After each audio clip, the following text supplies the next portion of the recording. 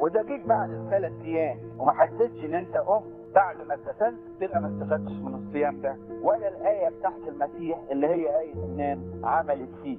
وندغن يعني نموت عن الانسان العتيق واعماله الشريره اللي فاتت، ولما نقوم باعمال كويسه، ونقوم بحياه المسيح وبريحه المسيح، ونقوم شكلنا فينا ملامح المسيح.